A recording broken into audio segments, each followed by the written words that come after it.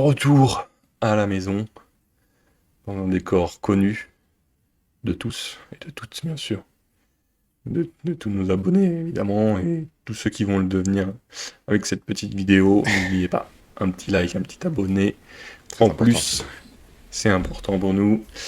Euh, pour ceux qui étaient déjà abonnés, du coup, ils savent pourquoi on dit de retour à la maison. C'est qu'on a fait une petite aparté interview avec Madame Lena Timera, joueuse professionnelle à Nice, qui nous a accordé un petit peu de son temps pour discuter de son parcours. On la remercie une nouvelle fois, bien Bien évidemment, évidemment. Bien et on évidemment. n'oublie pas de rappeler son événement qui aura lieu le 14 et 15 juin, United Game, dans la ville de Roissy-en-Brie, qui accueillera du coup ce tournoi dit international, Que avec des dis-je? joueurs qui Interplanétaire. interplanétaires, bien sûr, avec des joueurs qui viennent représenter leur patrie. N'oubliez pas de venir voir ça. Très sympa, il y a plein de petites surprises qui vous attendent une nouvelle fois, donc n'hésitez pas à venir y faire un tour. Bref, nous on retourne. Dernier petit remerciement pour ne pas dire qu'on n'était pas bien installé où on a fait cette interview. On remercie bien sûr l'hôtel Kyriade de Bonneuil-Créteil qui nous a accueillis chaleureusement dans ses locaux. Tout à fait, tout à fait. Donc, Retour je dans vous le dur. disais, on retourne dans le dur, retour dans les Oui. finales. Et là, oui, Oui. on rentre dans le dur. Et il est là. C'est- C'est pour ça on va prendre un petit temps de pause et on va se mettre une petite Il faut intro que, de faut notre que je m'échauffe. côté pour pouvoir s'échauffer tranquille.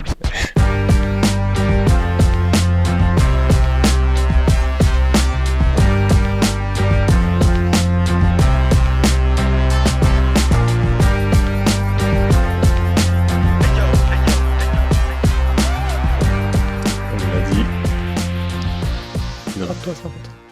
Oups. Oups. Ah là là. Petite pub. J'ai- Et, Non, non, mais je t'en prie, partenariat continue. commercial avec les frères Maurice. N'hésitez pas à nous envoyer, bien sûr. On vous envoie du merch, il n'y a pas de problème. Donc, une fois qu'on est hydraté, on est là pour parler du coup des finals. Comme vous avez pu le voir dans le titre, on l'aborde dans le sens où on aura cette année un champion qui est dit inédit, entre guillemets. On explique tout de suite nos guillemets. On sait que le Thunder fait partie de l'historique des Sonics. N'en déplaise à certains, surtout aux fans de Seattle, Les Sonics. Ouais. qui On ont pense du à mal vous. on Et on pense est à- d'accord avec vous, messieurs. Messieurs, dames. Bien sûr. Nous sommes bien. On sait que c'est pas la même ville, on sait que c'est Mais pas la bien même sûr que franchise. non. Bien sûr que non, ça n'a On rien à attend voir, monsieur. l'expansion, peut-être que vous retrouverez votre palmarès. Je sais pas comment ils pourraient faire ça d'ailleurs si Seattle retrouvait une franchise Ouais, je pense que à la si- maison. ouais, je pense que ça serait fait intelligemment pour le coup. S'il y avait ça, je pense qu'effectivement, on rend son palmarès aux Sonics et voilà. Chacun. Le Chacun Thunder devient récupère une ça. nouvelle franchise Ouais, officielle bien du coup sûr. depuis 2008. Bref, cette petite vidéo sera abordée moins sous forme de preview, mais on va en tout cas retracer l'historique de ces deux franchises, comment ils atteignent justement ces finals Ouais. de 2025, euh, et expliquer un peu jusqu'où ils peuvent aller, qui pourra être champion, avec quel effectif et pourquoi, et bien sûr leur parcours durant ces playoffs de cette saison. En tout cas, on va essayer de décortiquer tout ça, et du coup aborder premièrement un peu l'historique de ces franchises, expliquer d'où elles viennent. Ouais, parce que c'est vrai qu'on va le voir un petit peu sur l'ensemble de cet épisode. C'est des franchises où on peut avoir quelques similitudes. Déjà par le fait que ça soit tous les deux des petits marchés. C'est un petit peu ce qui est d'ailleurs ressorti chez les différents observateurs. C'était que la NBA, et notamment notre cher commissionnaire Adam Silver, ne serait peut-être pas réjoui du fait que ça soit deux équipes de petits marchés comme ça qui soient en finale. On rappelle un petit peu les différences, c'est que les gros marchés, ça va être tout ce qui est grosses villes comme San Francisco, Los Angeles, New York, Chicago, Boston. Et puis après, tout autour, il va y avoir les plus petites villes qui, du coup, forcément, amènent moins d'audimat au global. Par contre, je sais pas si t'es un petit peu de cet avis-là aussi. Je trouve que c'est le basket, entre guillemets, sans faire de philosophie, qui a gagné, dans le sens où, bah, oui, on arrive par des petits marchés, des équipes qui n'ont pas forcément de superstars planétaires, mais c'est les deux équipes qui ont le mieux joué en play-off qui se retrouvent là déjà. Déjà, ouais. Après, c'est vrai que, comme tu l'as dit, là, Adam Silver n'est pas forcément très heureux de. Enfin, c'est peut-être beaucoup dire de Oui. voir ses franchises en finale.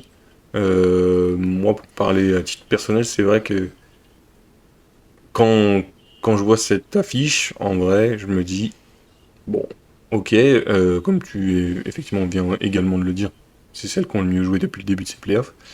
Le seul truc, c'est que je me dis, ouais, il me manque quelque chose, j'ai un peu l'impression en tout cas. Après, c'est vraiment à titre personnel et pas du tout quand je regarde ne serait-ce que le premier match, Ouais. puisqu'on tourne juste après ce premier match Mhm. des finales, mais c'est vrai que je sais pas. Alors, ces deux stars montantes, voire qui sont déjà au sommet, puisque Shai Gilgeous a chopé le titre de MVP. Mhm. Mais j'avoue que moi, quand j'entends finale NBA, j'attends au moins une superstar en finale. Et j'ai du mal à me dire actuellement que l'une des deux est une superstar. Je pense qu'elles le sont en devenir, en tout cas, ne serait-ce Ouais. que déjà par le titre, que ce soit à Indiana ou à Oklahoma cette année, puisque forcément déjà ça va commencer à Oui, ça gonfler va leur forcément poser palmarès. un tampon sur, c'est clair. Surtout si c'est Shai. Euh, Surtout si c'est Shai qui est déjà MVP du coup Ouais. de cette saison et ça commence à faire un beau palmarès. Mais c'est vrai que une nouvelle fois, vraiment à titre personnel, moi j'attends alors peut-être plus à l'ancienne, mais j'attends un Steph Curry, un LeBron, si on prend à l'Est, ouais, peut-être un Jason Tatum, à l'Ouest, bah, un Jokic en plus, ou un James Harden avec les Clippers, enfin, je sais pas. Mais c'est vrai En- qu'on a de toute façon un renouvellement, puisqu'on a vu justement que ça parlait, que KD n'était plus en finale, tout comme Steph Curry, tout comme LeBron, etc. Et donc il y a un renouvellement de cette ligue, et peut-être que la transition me fait ça, mais j'avoue que moi personnellement, les petits marchés des deux côtés, non pas en termes de jeu, mais en termes d'attrait à première vue, m'attirent moins, quoi. Moi, je pense que il y a plusieurs choses. Il y a le côté effectivement renouvellement, comme tu dis, où je pense qu'il faut que ça passe par là pour que ces mecs-là puissent, par exemple, je sais pas, je dis pas qu'ils vont revenir tous les ans, mais créer une rivalité, ou au moins qu'il y en ait un des deux qui gagne cette année, et du coup, bah, l'année prochaine, ah bah, ça va viser le back-to-back, etc. Et aussi, je pense que moi, j'ai du mal à pas être hypé par cette finale. J'ai l'impression que, en gros, si t'as pas suivi l'ensemble des playoffs et que tu vois sur le papier, t'es pas hypé. Par contre, si t'as suivi les matchs comme on l'a fait, bah, t'as envie de l'avoir cette confrontation en vrai. T'es obligé, et Tu vraiment, vois, ce que parce je que dis, les c'est. Pacers, ils ont fait tellement de trucs dans leur parcours. OKC sont tellement dominants et en plus, du coup, t'as presque un petit désaffrontement. On va voir, je pense qu'on est un peu d'accord sur le sujet où c'est pas aussi déséquilibré que ce que les gens le disent, sans parler du match 1, mais je veux dire, on avait déjà ce ressenti-là. Mais sur le papier, t'as quand même ce truc-là de OKC qui a roulé sur la saison, qui a traversé un peu son parcours en playoff, etc. Mais quelque part, t'as envie de le voir cet affrontement-là. Ouais, voilà, moi, c'est comment je le ressens. C'est-à-dire, quand je vois les deux noms, ça me hype pas, effectivement. Quand je vois ces playoffs, bien sûr. Tu vois les Pacers qui ont fait d'énormes comebacks, qui sont déjà dans tous les livres de records, dans le sens où c'est eux qui ont fait le plus gros comeback, le plus grand nombre, etc. Ouais, Tu vois un Liberton qui, soi-disant, on est déjà revenu dessus, c'est une fausse stat, mais qui est le joueur le plus sous-coté de la ligue, alors que au final, il est déjà à 5 game winners en seulement comment dire, ouais, une campagne de une playoff. campagne de playoff, voilà. Ouais. Euh, c'est ouf. Et une nouvelle fois, bien sûr, bon là, on peut parler du match 1 aussi, mais ça arrive encore sur un match enfin, sur une série de finales en tout cas. Oui, Tu peux que avoir envie de regarder ça. tu peux qu'avoir envie de regarder la suite. Et je pense que ça vient un peu ce ressenti-là initial, justement peut-être du fait que ça soit des petits marchés. Parce que si tu regardes les années précédentes, donc t'as Boston-Dallas, donc t'as Boston, t'as Miami-Denver, alors déjà t'as Jokic qui lui est triple MVP et t'as quand même Miami qui est quand même un grand marché. La saison d'avant 2022, ah là c'est les Warriors contre Boston, donc carrément deux gros marchés. Tu vois, c'est donc en fait tu as cette habitude là de tout le temps avoir au moins une des deux franchises qui est un gros marché en fait. Il y a un peu, allez le cas exceptionnel, Phoenix contre les Bucks, qui peut être considéré comme petite franchise et moyenne Ouais, on peut franchise, se dire sachant ça. On que peut se dire que c'est un peu le les même type voilà, d'opposition en tout cas en termes historiques, est la plus proche. Ouais, C'est ça. Phoenix Bucks, effectivement, ça peut rappeler un peu cette finale et des gens qui, effectivement, on voit quand les gens nous parlent de basket et qui ne suivent pas à proprement dit. Ouais. Moi, j'entends encore il y a peu de temps, ouais, Curry il est encore en finale, etc. Alors que ils y sont pas du tout. Enfin, bref, Ouais. c'est des a priori que les gens ont, ou qui te disent les Lakers y sont, etc. Parce que c'est des gens que, même sans suivre une nouvelle fois, bah, Même c'est sans des suivre gros la NBA, marchés, ils regardent la ils partie ont des playoffs. entendu, etc., parler d'eux. Alors que là, quand tu vas dire aux gens qui n'ont pas suivi que c'est Oklahoma contre Indiana, on va te dire, je sais même pas c'est quoi la couleur de leur maillot. Mais Ouais. bon, en tout Ils peuvent cas, pas citer le 5 majeur, quoi. non, voire même pas le joueur. Peut-être chez Gilgius encore. Ouais. Mais bon, en tout cas, pour Euh, les plus passionnés, oui, c'est clairement du beau basket et on va avoir droit à des belles finales, ne serait-ce qu'avec le Game 1 qu'on a pu voir. c'est clair. Pour rester un peu dans le côté similitude, mais cette fois-ci sur le parcours un peu plus historique de ces deux franchises, du coup, on l'a dit tout à l'heure, il n'y a aucune de ces deux équipes qui a été championne, ou presque, parce qu'en fait, le Thunder étant anciennement la franchise des Seattle Supersonics, eux, ils ont déjà remporté le titre en 79 contre les Bullets de Washington. Et de leur côté, Indiana, ils ont été champions en 70, 72, 73, mais de la ABA, à l'époque où il y avait deux ligues aux États-Unis qui se tiraient la bourre pour savoir laquelle allait rester. Il y a même eu d'ailleurs un moment donné où la ABA avait un peu d'avance au tout départ, hein, sur la NBA. Donc, il y en a une qui est officiellement dans les livres d'histoire et dans son palmarès pour le Thunder qui est championne, même si nous on considère que c'est pas un titre du Thunder parce que le déménagement, le changement de franchise a eu lieu en 2008. On va en reparler un petit peu après. Donc, de nouveau, similitude des équipes qui ont gagné mais pas vraiment. Ouais, Et en même ouais, temps, ça nous ont permet déjà été championnes et bon, effectivement, si on sépare effectivement les deux palmarès, personne l'a été. Et d'où notre titre de champion inédit pour cette vidéo. Effectivement, traumatisme en tout cas, ou pas au Thunder, avec ce départ d'un trio majeur qui aurait pu être une dynastie, un peu comme l'a été celle des Warriors, Mhm. et justement, pour faire le parallèle avec les Warriors, le départ de KD à Golden State qui a laissé des marques, et malgré tout, à ma grande surprise, ils se sont reconstruits assez rapidement, et même ne serait-ce que bon, déjà, ils ont réussi à établir un effectif bon, par des tours de draft et des échanges, on va y revenir. Oui.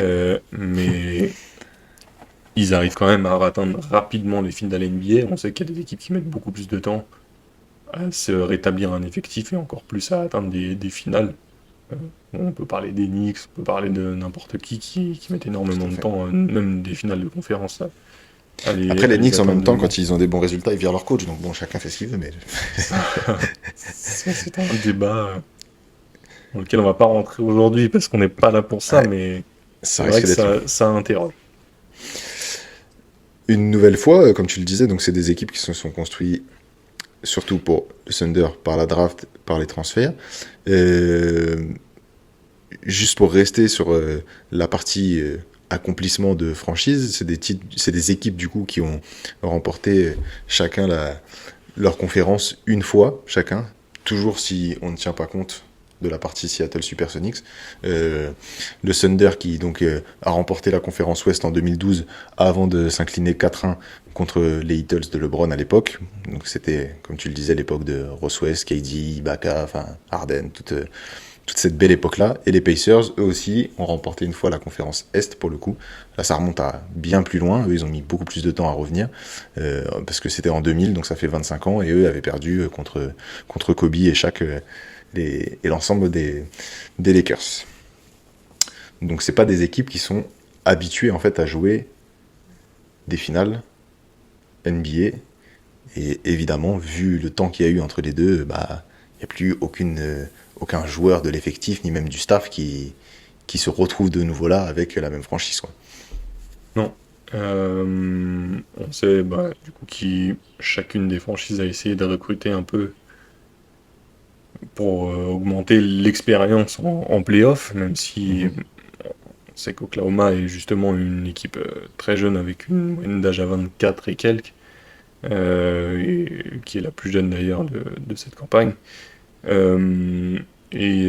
Indiana, pareil, qui n'est pas une équipe très vieillissante, si je peux dire. C'est clair. Il y a un peu plus de cadre.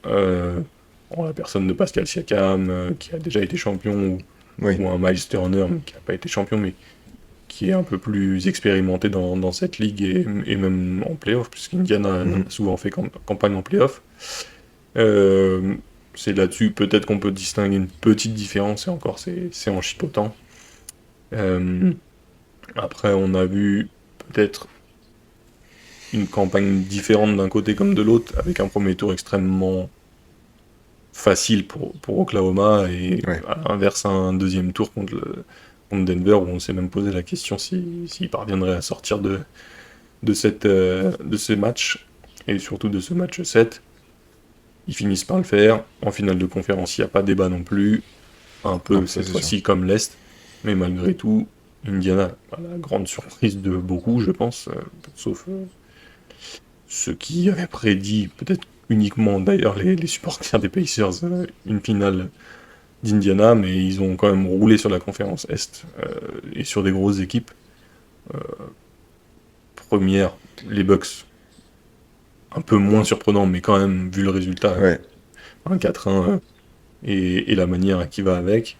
Et surtout, bien sûr, vu la saison des Cavs, là c'était beaucoup plus surprenant, d'autant plus d'aller choper les deux premiers matchs à l'extérieur, etc. Franchement, Ouais, et puis c'était derrière une incroyable. saison historique des Cavs, c'était fou C'est ça.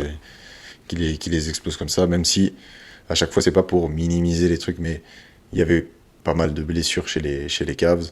Ça a été le cas aussi pour les Bucks qui ont perdu Lillard. Et moi, c'est un peu pour ça que je suis content sur les finales de conférence que les Knicks aient été au complet. Pour pas que Indiana arrive avec cette étiquette d'équipe qui tape que des équipes qui ont des joueurs blessés. Tu vois? Non, là, Ouais, Indiana a joué. ils ont gagné. Voilà. New Les York Knicks a ont joué au avec complet. enfin, au complet avec 5. C'est ça. C'est Thibodeau qui coach, mais au complet. Mais il a quand même tenté. Il a fait Non, quelques je petits rigole, mots. c'était- Mais non, de toute façon, ce sera plus lui. On a le Donc, droit de le virer, de toute façon. Ah, c'est toi qui l'as viré. Ok, j'ai compris, c'est bon, j'ai capté. Mais non, c'est vrai que c'était des parcours différents. Après, tu vois, il y en a qui disent que ça a été facile pour OKC d'en arriver là. Facile au premier tour, plus facile aussi en finale de conf. Mais comme tu le disais, le tour contre Denver, enfin, OKC a été vraiment poussé dans ses derniers retranchements, pour le coup. Eux, ils sont déjà, passés très proches de la sortie. Ils sont allés déjà Tu au vois. moins jusqu'à un match 7, ce qui n'a pas de comparaison par rapport au 4-1, 4-1 et 4-2 Ouais. d'Indiana. Et donc, du coup, oui, ils ont dû être poussés à bout, et ils se sont même fait peur, à mon avis, sachant qu'ils étaient favoris au vu de leur saison, et peut-être même en début de saison. Oui, Donc franchement, ça aurait été, je pense, un échec pour cette équipe de ne pas atteindre les finales. Ils ont réussi à le faire. Une nouvelle fois, un peu en similitude avec Indiana, avec la manière en finale de conf, où Minnesota n'a pas réellement existé, voire pas du tout. Ouais. Avec beaucoup moins de suspense, en tout cas, que C'est sur clair. les tours précédents. Après, tu disais que effectivement, il y avait que les fans hardcore de Indiana qui pouvaient avoir prédit un peu ce genre de choses. Mais il y a des gens dans les previews en novembre 2024 qui avaient dit qu'ils voyaient peut-être pour Indiana, pour les Pacers, un parcours à la OKC avec Haliburton dans le rôle d'SGA. Bon, voilà. C'est disponible sur la chaîne des frères Maurice, mais je veux pas. Si vous n'avez pas la ref, allez voir sur les réseaux des frères Maurice, vous allez vite comprendre. Re-switcher un petit peu. Ça m'est revenu comme un flash et je me suis dit, mais je suis obligé de On le l'avait mettre. dit. On l'avait C'est pas dit. tous les jours que tu peux mettre un truc comme ça. Plus sérieusement, on parlait encore une fois des similitudes, etc. Et du côté un peu inédit de ces champions. Je trouve que même dans les rosters, il peut y avoir des choses qui se ressemblent. Je m'explique, on le disait tout à l'heure, petit marché, pas de superstar interplanétaire, mais des leaders bien définis, même si Pascal Siakam a pris le trophée de MVP des finales de conférence, etc. Mais de chaque côté, la star des Pacers, c'est Haliburton. La star du Thunder, c'est SGA. En plus, les deux jouent au poste de meneur. Et puis, le deuxième, tu vas avoir Siakam d'un côté et Jalen Williams de l'autre.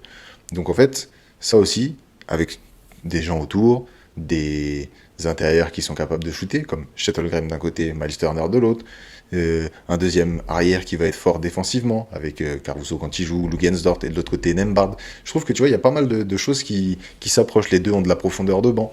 Et c'est ce que je trouve intéressant sur tout le parallèle qu'on peut faire entre ces deux équipes, que ça en arrive même jusqu'au roster où on peut trouver des similitudes, même si certains disent que c'est déséquilibré, entre guillemets, en termes de talent pur.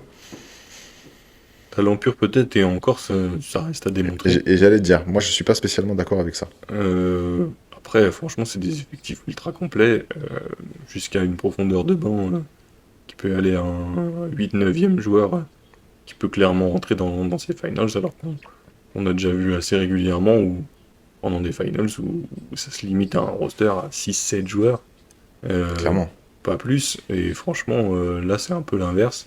C'est bien évidemment que plus ça va avancer, plus les rotations vont être réduites et les stars devront montrer. En tout cas, comme tu disais, en semi-rigolade, effectivement, l'arrivée de Haliburton est un peu, entre guillemets, inattendue si on en croit cette stat, oui, de joueurs sous-cotés et qui, au final, fait des joueurs complètement surcotés, pardon. Mais on confond du coup parce que. Maintenant, je sais plus. Bah oui, parce que les gars, faudrait savoir. Vous dites qu'il est surcoté, bon, voilà. Parce qu'on peut dire sous-coté maintenant, avec effectivement tous ces buzzer beaters, avec plus ou moins de la chance, mais c'est des images marquantes qu'on reverra, tout comme le shoot de Kawhi qui rebondit et qui finit par tomber dedans. Ouais, C'est un peu à l'image du shoot de Tyrese Haliburton, ça m'a fait penser à ça quand on l'a vu. Et c'est des images, oui, qui vont rester, bien sûr, d'autant plus s'ils sont champions. Et j'ai bien aimé aussi le petit parallèle de Tyrese Haliburton qui rappelle un peu Reggie Miller, en espérant qu'il ait une meilleure fin, en tout cas pour lui et pour son effectif. Oui. C'est-à-dire de gagner le titre. Je trouve que tu as vraiment mis le doigt sur quelque chose. C'est important de se rendre compte que, en fait, là, tous ceux qui suivent la NBA actuellement, on a tous grandi avec des images qu'on nous rabâche depuis, peu importe depuis quand vous suivez la NBA, depuis 5 ans, 10 ans, 15 ans, il y a des images que vous revoyez tout le temps. Le shoot de Jordan où il s'écarte, un shoot de LeBron, le shoot de Ray Allen contre les Spurs, enfin, vous revoyez tout le temps les mêmes types de shoots. Il y a des moments où il faut se rendre compte que il y a des shoots auxquels on a assisté dans cette campagne de playoff qui vont devenir ce type de shoot, qui vont être les images des 10-15 prochaines années. Celui que Bronson met contre Détroit sur Thompson, c'en est un. Les shoots de Haliburton sur toute la campagne, celui qu'il a mis hier lors du premier match, c'en est un. C'est des shoots en fait qu'on va revoir. En plus, avec la narrative effectivement de s'il y a titre derrière ou pas, mais c'est des tirs qui sont en finale de playoff NBA, c'est des shoots qu'on va revoir sur toutes les années qui vont suivre. Clairement. Et effectivement, oui, qui vont être exponentiels avec une victoire gagnée, contrairement à s'ils perdaient, bien évidemment. C'est clair. Après, oui, chez Gidius, et si on en revient en termes de talent pur, oui, je pense bien meilleur que Tyrese Haliburton. Après, franchement, on peut difficilement dire ça vu la campagne de playoff qu'il est en train de faire. Oui, c'est des joueurs très différents, mais je suis globalement d'accord sur. Enfin, il y en a un qui est beaucoup plus passeur que l'autre qui est beaucoup plus scoreur. Mais oui, en termes de talent pur, je pense que il y a pas trop photo effectivement. Est-ce qu'il y aurait pas, par hasard, un petit point commun entre ces joueurs? Est-ce qu'il y aurait pas quelqu'un qui en fait peut-être porte très bien son nom, tu vois, de playoff? Paul George, peut-être qu'en fait, il était visionnaire. Pourquoi on vous parle de Paul George? Encore une fois, tout à l'heure, on parlait de similitudes, etc. Ça va être une nouvelle similitude, peut-être un peu à son encontre. Paul George, il est à Indiana. C'est un joueur qui lutte pour le titre de MVP, pour le coup, qui est énorme, etc. Qui arrive à la fin d'un cycle, où il y a eu des blessures, etc. Et du coup, il s'en va d'Indiana, pour être transféré contre Sabonis, plus tard, qui sera transféré contre Haliburton. ce même Paul George qui est à OKC est transféré aux Clippers contre Young Shai Gilgeous-Alexander. Donc en fait, c'est un peu grâce à lui, il y aura quelque chose où on pourra dire il a participé à des finales NBA, en fait, Paul George, par procuration, grâce à ses transferts. Quelque part, il aura été impliqué dans... Ça sera ses seules finales NBA, effectivement. Merci Paul George. Merci Paul George. Merci pour ce que tu as fait. D'avoir participé à l'histoire de cette ligue. Merci de nous avoir fait une de tes deux équipes, enfin ex-équipes, du coup, championne de cette année. Ce sera Quel laquelle? joueur important finalement. Ce sera laquelle? Ah, je ne sais pas. Moi, j'aime l'idée que, même si mon cœur balancerait plutôt vers OKC, l'idée que à chaque fois Indiana a réussi à remporter son premier match à l'extérieur, une nouvelle fois dans ses finales, il remporte le premier match à l'extérieur. Ouais. J'aime bien. J'aime bien. J'aime bien Les l'idée. joueurs- Et aussi l'historique, dans le sens où ils font d'énormes comebacks à chaque fois, ou même là, hein, franchement, à un moment, moi, pendant le match 1, je me dis, bon, bah, on a Ça y est. 15 points d'OK ici d'avance dans le troisième, si je dis pas de bêtises. Ouais, c'est ça. Ils sont Je me à- dis- c'est 13 ou 15, je sais plus, mais et justement, je me dis, ça y c'est est, un peu ce qu'il leur est reproché après. C'est de pas avoir pas, encore augmenté. Mais bon. pas plié, mais on se dit, bon, ok, ici a fait le taf sur le premier match, ça y est, match suivant. Et non, il faut regarder jusqu'au bout, parce que Liberton est de nouveau là. Et les Pacers Alors que sur le reste, il fait pas un match de ouf. Hein. Non, clairement pas. Enfin, du moins au scoring, il est à la distribution, etc. Voilà. Mais je veux dire, tu le sens pas peser sur le reste du match. Et pourtant, à la fin, je sais pas si ça t'a fait ça aussi. Quand il y a l'action, les mecs se posent aucune question. Il n'y a pas de est-ce que c'est Siakam qui la joue, est-ce que c'est Nembhard. Non, non. Ils sont tous focus en mode Tyrese prend la balle et c'est lui qui va jouer ce truc-là. Sans faire un gros match au scoring, sans avoir une adresse folle, mais je trouve que ça témoigne de la confiance qu'ils ont dans ce joueur-là. C'est en mode let's go. D'ailleurs, il n'y a pas de temps mort de prix. Hein. T'as vu, le coach prend pas de temps mort. Il laisse jouer la contre-attaque. En même temps, vu le reste de ses oui. Quand il réussit parcours le ballon à ce moment-là, il va dire mais les mecs, vous avez regardé ce qui s'est passé le reste de la campagne, regardez les vidéos, il y a quelque chose qui colle pas. Qui va pas. Ouais. Et ouais, effectivement, du coup, il rechoppe ce ballon et il met une nouvelle fois dedans. Et à 2 points. À 2 points, effectivement. Cette fois-ci. Ouais. Et ce que j'allais dire, ce qui est d'autant plus étonnant, et je rejoins un peu l'interview de Pascal Siakam où il dit et on n'a même pas bien joué. C'est vrai. C'est vrai. D'ailleurs, Indiana perd un nombre de ballons inimaginable la défense d'OKC en première mi-temps. La défense d'OKC est présente, Gensdort, etc. est adorée par le public. Et voilà, à titre personnel, je pense qu'ils ont bien raison. Tout comme Alex Caruso qui leur fait beaucoup de bien, etc. C'est clair. Ils arrivent à provoquer un nombre de pertes de balles ultra impressionnant. Ouais. Mais... Surtout pour une équipe des Pacers qui est plutôt propre normalement. Voilà. On sait que ça joue vite, mais qui arrive normalement à conserver ses ballons. Et normalement, ce qui fait justement la force du Thunder, c'est que c'est la meilleure équipe dans toute l'histoire de la NBA en termes de points marqués en contre-attaque, enfin en ballon récupéré suite à des pertes de balles de l'équipe adverse. Ouais. Donc franchement, on a malgré tout, comme on vous a fait dans l'épisode un peu précédent, pas celui de l'interview mais juste avant, où on dit qu'on assiste à des playoffs historiques et sur un grand nombre de choses. C'est-à-dire là, sur le plus de points marqués, sur le plus de comebacks, les plus gros retours. Aucune équipe n'avait été menée de plus de 10 points dans une finale NBA, être revenu à 3 minutes de la fin. Enfin, tout ça, c'est une nouvelle fois pour revenir à ce qu'on disait un peu en début d'épisode, c'est que c'est pas forcément des gros marchés, mais si tu as regardé l'ensemble de ces playoffs, tu sais que tu as des finales de très haut niveau avec des équipes qui ont la dalle, et franchement c'est top à regarder, ça joue vite, ça va dans tous les sens, et franchement on peut conseiller à n'importe qui de regarder ces finales, même s'il n'y a pas de superstar, et encore c'est, pour le dire vite, puisque je pense en devenir.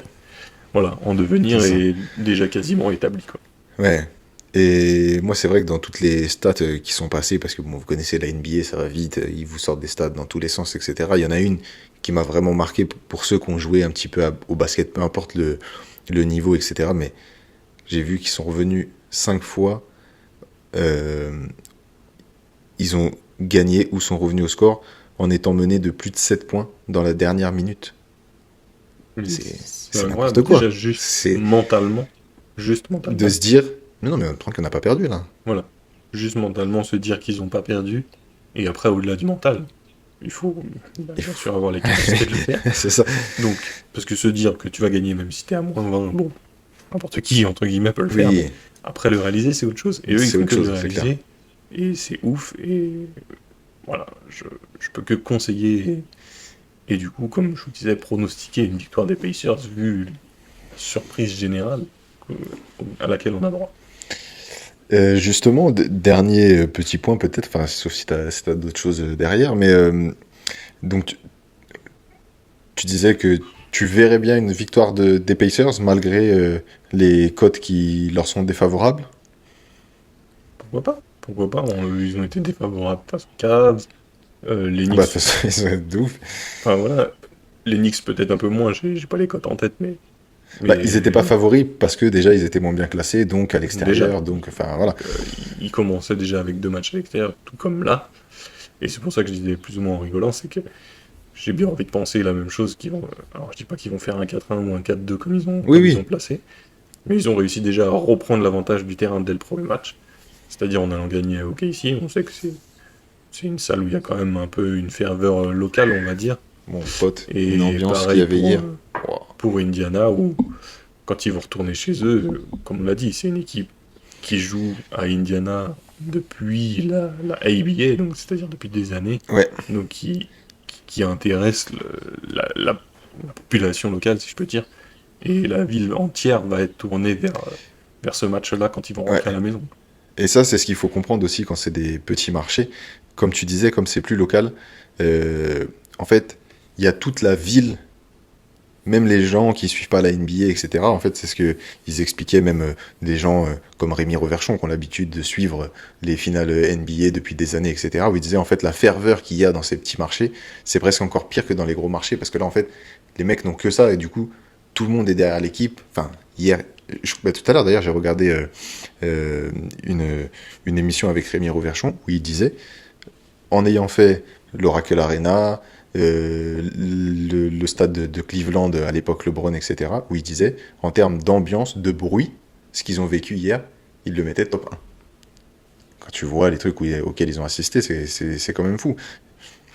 Et du coup, ouais, c'est vrai que, justement, si vous voulez voir monter un peu le son de la télé, des fois, ça rend pas toujours bien un truc, etc., mais vous aurez quand même une idée de l'atmosphère qu'il peut y avoir et de comment il faut être accroché pour pouvoir jouer dans une salle comme ça. Au-delà de ça, je voulais juste revenir sur ce qu'on disait. Moi, j'ai presque l'inverse. Je préférerais que ça soit les Pacers qui gagnent. Malgré tout, je sais pas si OKC va pas réussir à un moment donné à imposer quand même sa rigueur défensive et à finir en fait parce que d'habitude OKC ils font pas trop ce genre d'erreur. Ce genre d'erreur dans le sens ils dominent, ils sont devant mais ils tuent pas le match. Ça leur arrive pas en fait le reste de l'année et le reste des playoffs, tu vois. Donc je sais pas s'ils commencent à douter. Par exemple, si les Pacers mènent 2-0 comme ils ont été capables de le faire, là je pense que la série prend un autre tournant. Je pense que ça prend un autre tournant. Oui, comme tu dis, un autre tournant et bon, bien sûr le bienvenu pour OKC de remporter le prochain match, mais au-delà de ça, il y a effectivement la capacité d'OKC à réagir. Je dis ça plus ou moins en rigolant. Je pense qu'il pourrait éventuellement le faire, mais si vraiment je devais en pronostiquer un dans le sens où, de manière raisonnable, bien sûr, je me tournerais vers le Thunder. C'est juste là pour confronter un peu nos deux idées et nos pensées, mais ça me tue parce c'est vrai que je me dis pourquoi pas. En vrai, enfin, au vu de leur parcours et du premier match en plus qui m'influence, bien sûr, mais pourquoi pas. Vraiment, avec un mauvais match global de l'effectif, puisqu'ils ont tous perdu des ballons au bitopin, un peu plus que les autres. Ouais. Mais c'est pour ça d'ailleurs sur la dernière action, il la donne très vite à Tyrese en mode non vas-y. C'est ça, non, je veux surtout pas, je veux encore la merde. Après, bon, il a mis dedans à 3 points, Oui. mais en termes de balles pures, c'était autre chose. En tout cas, non, c'était. Je sais pas, j'ai bien envie, ouais, de croire en Indiana et leur capacité à enfin, entre guillemets, remporter un titre de Moi, ça NBA. me va. Hein. Équipe coup de cœur de cette campagne de playoff, Ouais, ils vraiment, vont au bout, je serais très content. En tout cas, de manière personnelle, que ce soit l'une ou l'autre, franchement, ça me ferait plaisir et Ouais, ça serait un beau champion. un beau Franchement, ça champion, serait voilà, un changement mérité. mérité en plus de ça et bon, j'aurais préféré un back-to-back bien sûr, mais on va sûrement vous tourner un petit épisode là-dessus justement sur Ouais, je pense que... l'absence des back-to-back et la NBA Ouais. bien sûr qui fait tout pour, même s'ils aiment bien malgré tout, je pense qu'il y a des petites dynasties secrètes pour l'attrait Ouais, mais... des téléspectateurs, mais on sait que Il y aura c'est une beaucoup de ligue, choses à dire sur voilà. ce sujet, c'est vrai. Donc on va vous faire tout un épisode Ouais. et on va pas débattre aujourd'hui, on va rester calé sur la fiche du jour. Et Il n'y a qu'une seule personne qu'il faut qu'on cite avant la fin quand même de ce truc-là. C'est Rick Carlisle. Parce qu'en vrai, de tout ça, c'est le seul qui a déjà été champion. Avec Dallas en 2011. C'est le seul qui a déjà remporté un titre en fait. Non, Siakam aussi. Siakam. Et Siakam, oui, et non, et Caruso aussi. C'est vrai qu'ils sont. J'étais en train de penser à Caruso, mais je réfléchissais s'il était aux Lakers. C'est vrai. Et du coup, ouais, je trouve que, enfin, Rick Carlisle, en fait, le projet lui correspond. Ça me rappelle pas Dallas dans le truc parce que là, pour le coup, ils avaient un joueur Hall of Famer, etc. Voilà. Mais Ils avaient Dirk qui était déjà, oui, comme tu dis, Hall of Ouais. Famer, enfin, futur Hall of Famer. oui, mais tu savais déjà à cette époque-là, en 2011, tu savais qu'il y allait. Donc, non, vraiment, je pense que c'était important de le mentionner dans cette fin d'épisode. C'était le Tout à minimum. fait. Allez, on On va vous laisser suivre. remercie, C'est final. bien sûr. Des remerciements particuliers. Non, je remercie bien sûr Javery d'avoir sponsorisé cette vidéo. Sponsorisé cette Évidemment, émission, c'est bien sûr. important. C'est important. On va pas oublier le virement pour la publicité, mais on en reparlera hors caméra, bien évidemment. On rappelle, Non, ouais. bien sûr, oui, une nouvelle fois le United Game 14-15 juin, notre vidéo Très de important. l'interview. On se voit Si vous là-bas, l'avez pas évidemment. vu, vous pouvez y aller checker ça. On se refera une petite vidéo, soit avant la fin, soit à la suite de ce champion, bien sûr. Et Eh oui. d'autres vidéos vous attendent même durant cet été, en dehors de la période d'ouverture de la NBA, que ce soit sur des faits historiques ou sur tout autre, comme vous l'avez vu là, sur des interviews, toujours en lien avec du basket, bien évidemment. Bien sûr. On se retrouve sur notre chaîne, vous abonnez, vous likez, vous partagez. Vous vous hydratez. Vous- Désolé pour ceux qui sont en podcast, qui n'ont pas toutes les, Bien sûr. les blagues Ouais, visuelles, du coup, mais ça vous donnera une occasion de comme ça, revenir vous voir. viendrez nous voir sur YouTube et vous pourrez regarder l'épisode une deuxième fois. Allez, une bonne soirée, une bientôt. bonne journée, en fonction de comment vous nous regardez. Ciao. Dimanche, le match à suivre. Ciao.